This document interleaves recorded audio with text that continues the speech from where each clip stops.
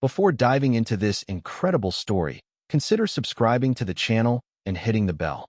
Every story here has something to say, and you won't want to miss a single one. Jessica Collins was a bright and ambitious woman.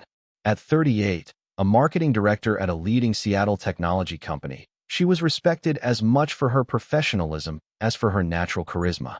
Known for her thoroughness and ability to calmly navigate complex situations, she had risen through the ranks through hard work and unwavering determination. That evening, as the sun set over the city, Jessica prepared for a crucial flight to New York. A crucial meeting awaited her, with a strategic client from whom she hoped to seal a major partnership for her company.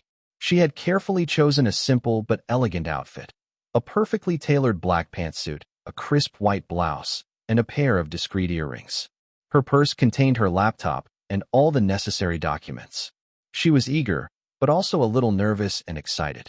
At the airport, everything seemed to be going according to plan. Security checkpoints, waiting in the lounge, boarding. Jessica climbed the plane's stairs, her gaze directed toward the bright, welcoming cabin.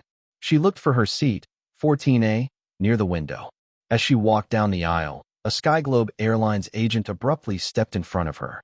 The man was tall, dressed in an impeccable uniform, but his expression was icy, almost suspicious. He stared at her for a long moment, his eyes scanning every detail as if searching for some invisible fault. "Mrs. Collins, please follow me," he ordered curtly, leaving no room for discussion. Jessica stopped dead in her tracks, taken aback. "Excuse me? Why? I'm a passenger. I have a confirmed reservation, and I've followed all the instructions," she replied, keeping her voice firm but polite. The agent crossed his arms, showing no emotion. "This is a company decision. Please obey." A shudder of injustice ran through Jessica. She looked around for a crew member, hoping for an explanation, but no one came to her aid. She asked to speak to the captain, her voice barely betraying her incomprehension and suppressed anger. "That's not possible. I'm asking to speak to the captain," she insisted, her eyes shining with sudden determination. But the agent made a sharp gesture with his hand, signaling him to leave. The tension in the air became palpable. Several passengers had heard the exchange. Some turned around, intrigued. Others looked away, uncomfortable at the scene. Jessica felt her cheeks burn, not with shame, but with a bitter mixture of anger and frustration. She didn't feel shame. She knew she hadn't done anything wrong. Yet the looks of some of the passengers, mixed with suspicion or mute judgment, weighed heavily. She was gently but firmly pushed toward the plane's exit. Each step seemed like a public humiliation. She found herself in the waiting area, under the cold fluorescent lights. There she met Mark Harrison, head of ground staff, a white man in his 50s with a closed face and a hard stare. "You understand, madam," he said icily, "safety first. It's better this way." Jessica felt anger rising inside her like a wave about to break. She pursed her lips, gathering her composure. "No explanation, no proof. You deny me access to a service I paid for, and you dare talk to me about security?" she asked, her eyes staring intently at the man. Mark looked away, unable to meet her gaze. Jessica knew in that moment that it wasn't safety that was driving this decision, but something much older and crueler: racism, intolerance, fear. She straightened up, chin high, and turned on her heel. The battle had just begun. Back home, Jessica entered her apartment with the heaviness of a day that had turned into a nightmare. She closed the door behind her and leaned against the wall for a moment, breathless, her heart pounding. Anger boiled inside her, mixed with a deep pang of humiliation.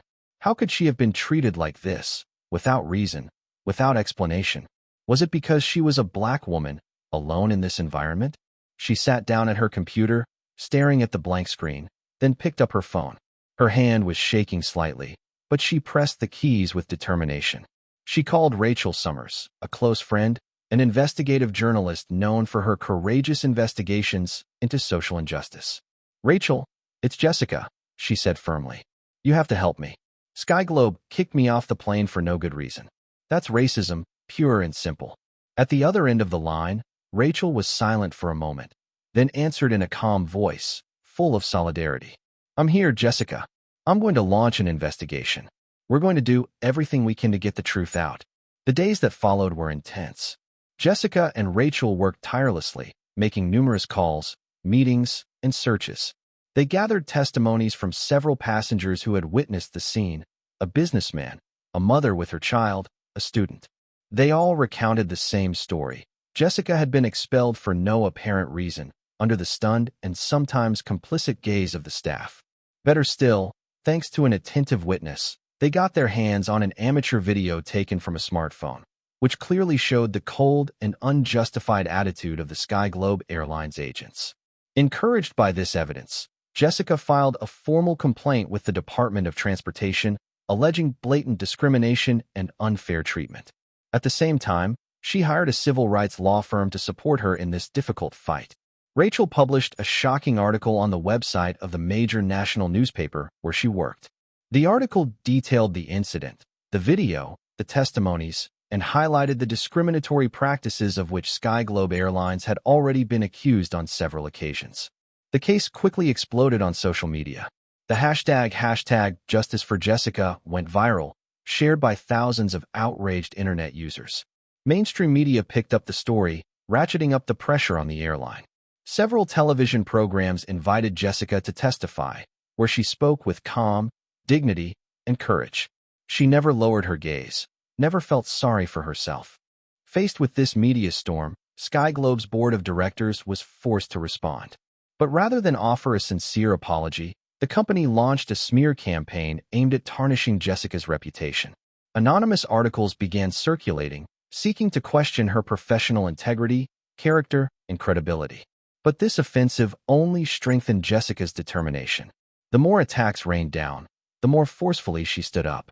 For her, this fight wasn't just about her, but about all the people who, like her, silently suffered discrimination on a daily basis. Jessica then understood that the real battle had just begun. A few months after the incident, the Seattle federal courtroom was packed. The Jessica Collins v. Sky Globe Airlines case was attracting unprecedented national attention. Journalists, civil rights activists, curious passers-by, and even airline employees had come to watch the trial. Jessica, elegant and serene, sat down alongside her team of lawyers. They had spent weeks gathering solid evidence. Internal emails, written and oral testimony from numerous employees, and most importantly, confidential documents revealing the existence of an unspoken policy of discrimination. These internal directives discreetly encouraged staff to exclude certain profiles deemed problematic, a euphemism for passengers who were Black, Hispanic, or simply perceived as troublesome. The prosecutor presented these elements forcefully and clearly. He exposed Sky Globe's shameful practices, emphasizing the deliberate effort to maintain a clean image at the cost of exclusion and discrimination. Several witnesses, former employees under oath, confirmed these practices, revealing a climate of fear and silent complicity. The judge, a woman of experience and integrity, listened attentively, visibly struck by the gravity of the facts. She repeatedly emphasized the importance of delivering justice not only to Jessica, but to all the invisible victims of these unacceptable practices. The press wasted no time in reporting the damning details. Under growing public pressure, several of Sky Globe's major business partners, credit card companies, travel agencies, and insurance companies, announced their withdrawals, cutting off a vital portion of the company's revenue. Sky Globe's financial situation deteriorated rapidly. Shares plummeted, investors withdrew, and the company faced an unprecedented crisis. Management tried to keep up appearances, but the shadow of lawsuits, scandal, and shame loomed large. Faced with inevitable legal defeat and constant media pressure, Sky Globe Airlines finally announced its permanent closure. The announcement sent shockwaves through the airline industry. In front of the cameras, Jessica was invited to an exclusive interview. With exemplary dignity, she declared, "I'm not just a Black woman kicked off a plane. I'm a woman who refuses to be silent in the face of injustice. This victory is for everyone who has been silenced, for every person who has faced discrimination and thought they would never be heard." This phrase resonated throughout the country, inspiring thousands of people to dare to speak out, to dare to fight. In the years that followed, Jessica became a leading figure in the fight against systemic racism, particularly in the airline industry. She was invited to collaborate with several airlines to develop diversity, equity, and inclusion training programs.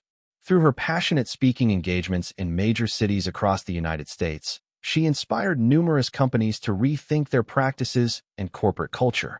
Jessica never stopped repeating that her fight wasn't just hers. It belonged to all those who, every day, faced invisible but very real walls. She had proven, through her courage and determination, that even a single voice, carried by truth and justice, could shake giants.